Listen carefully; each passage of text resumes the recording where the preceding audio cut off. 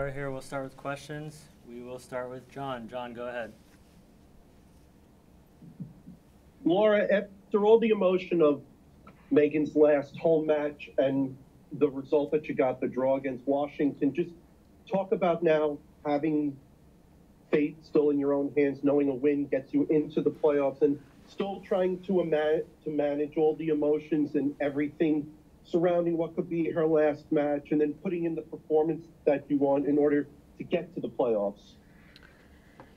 Yeah, I think, obviously the ideal scenario is that you're in the playoffs. But if you're not in the playoffs yet, can you have it in your own hands is your second target. And we have that, not necessarily down to us, but down to what other people have done. So I think the emotion around it is just that we want to get there, right? Like, I think we're not thinking about this being Pino's last anything.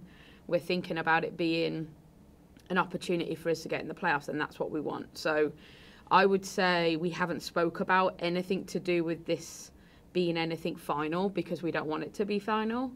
And I think last weekend was a very good indication of who Pino is and what she's meant to this club and this city. I think it says a lot about her impact on and off the field that so many people came out to that game. I think it was, from a performance perspective, we actually did some good things, which was nice. Obviously, we wish we'd have got the win. But yeah, in regards to tomorrow, we honestly, the emotional side of it, we haven't really spoken about.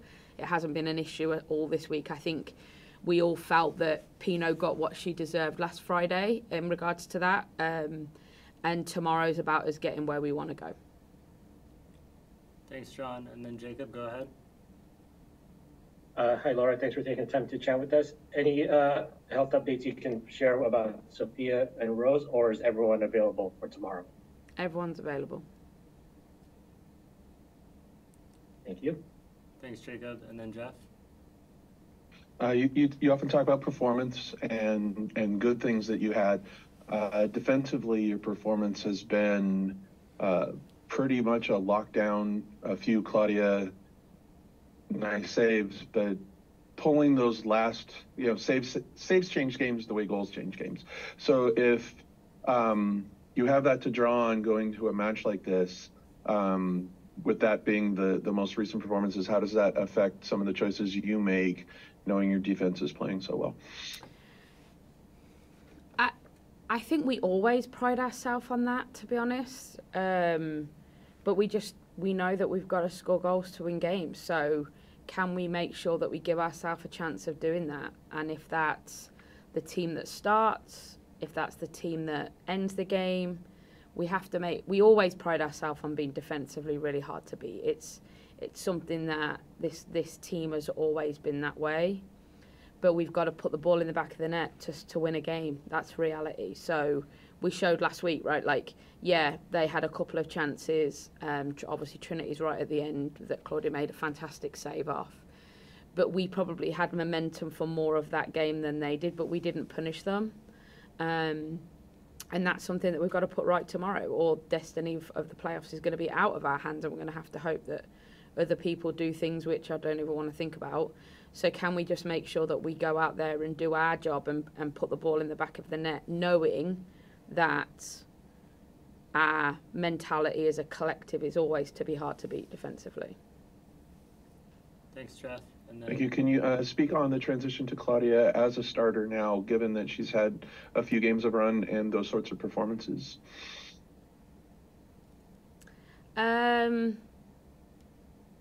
I think for Claudia, it was always going to be time, right? I think we had to pick when we made the choice, if we were going to make a choice.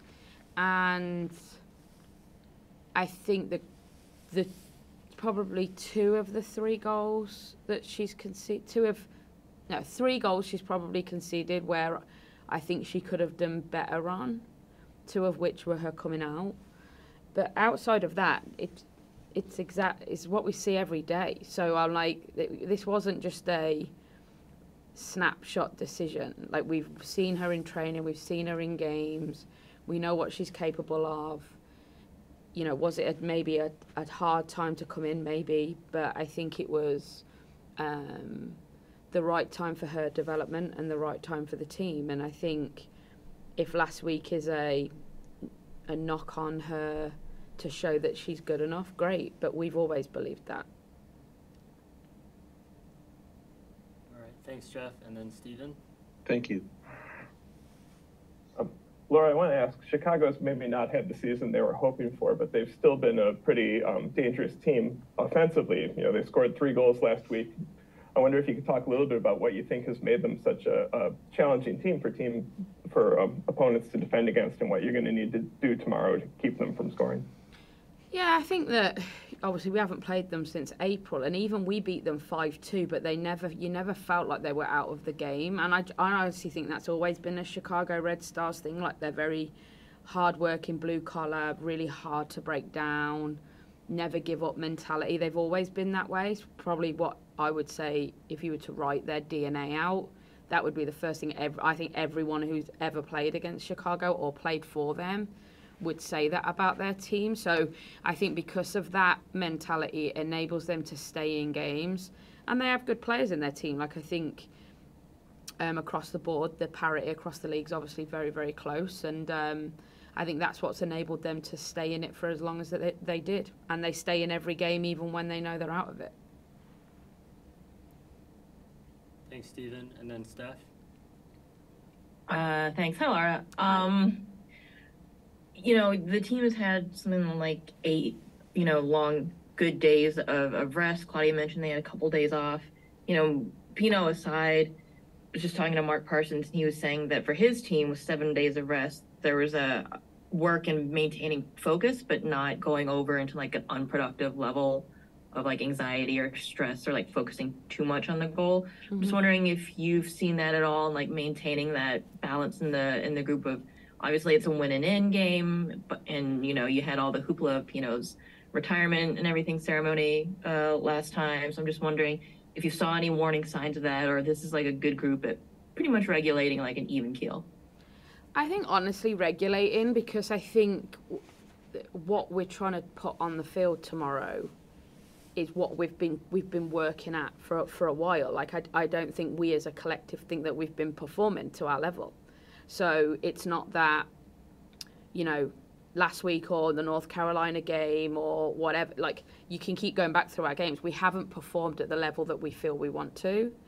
So we've never had that sort of, we're going to be okay feeling. I don't think so. I don't think it's added any anxiety, because I think we've been on this sort of train of, we want to keep pushing to be better. We want to keep pushing to be better. And we travelled. I don't think Mark's travelling, right? So I think like we had a couple of days, which was needed just to, after Pino's stuff. Then we could get back on the field and we could start to train again. And then we had to get on a plane. So getting on the plane, coming out to Chicago and training here today. Couldn't train on grass because it's waterlogged everywhere. It was gale force winds at training. So, just normal NWSL match day -1. So I just think that from an anxiety perspective, no, I don't think we've felt that, because I just think we've constantly felt like we're in a sequence of what we're putting out there we don't feel happy with. So we keep grinding to try and change that. And that hasn't changed probably since post-World Cup, to be honest. Thanks, Steph. And Thanks, then, Coach. And then we'll take one more from John.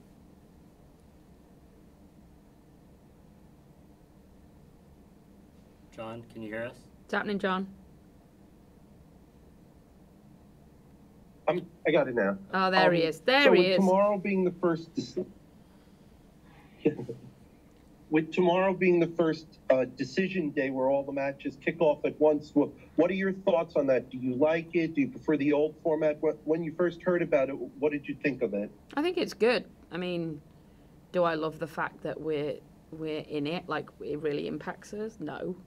But do I think it's good for the league? Yes. I mean, I think back to last year when we were going for the Shield, we knew before the game what we needed to do. And honestly, that was the reason we won the game the way we did.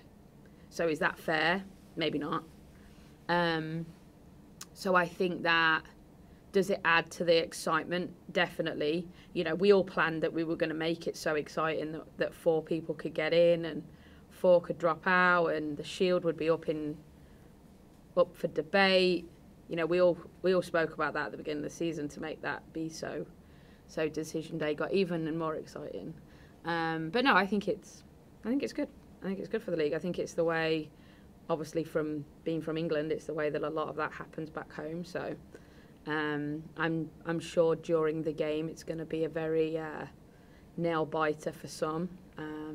But I think for us, when your destiny's in your own hands, then you just need to focus on yourselves. Okay, thanks everyone. Thanks, Laura. Oh.